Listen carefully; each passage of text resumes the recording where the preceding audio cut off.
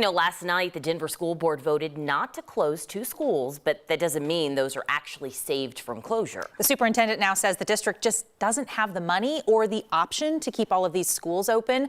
9 News reporter Angeline McCall spoke with the superintendent today, and he's saying that the district still has to make some really tough decisions in the future. Last night's vote did not end those tough decisions. Yeah, it felt like a lot of relief for parents, but at the same time, there's still more to come on this. When DPS started considering closing schools, 10 were on the list. That went down to 5, and last night it went down to 2 that the board actually voted on.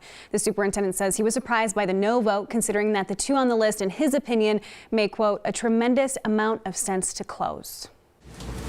Director Esterman? No. On Thursday, Director Lindsay? No. relief from parents when DPS voted to close no schools. The motion does not pass. But it may be short-lived relief. We're already forecasted to be $23.5 million under budget next year. It's a tremendous amount of money.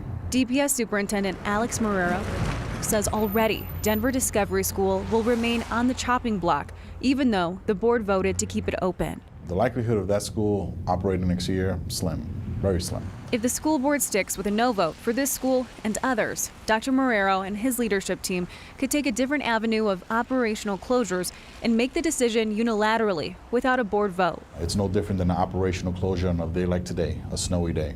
All right, when I can't guarantee the safety of your child, much less the education of the child, then we do an operational closure on the day of.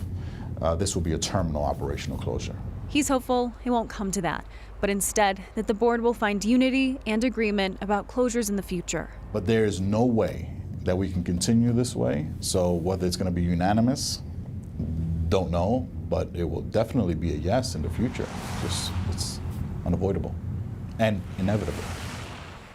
When it comes to operational closures, they could happen at any time, but the district says that's really unlikely, that the soonest would really be next school year for the schools that are really suffering from a deficit. But again, Dr. Marrero says he's hopeful that it won't come to that, but seeing as what happened yesterday, the path forward seems pretty unclear. And getting board members to agree on moving forward with something could be challenging. And if they have to go this route, this is not what a lot of the board members want, which is super heavy community involvement.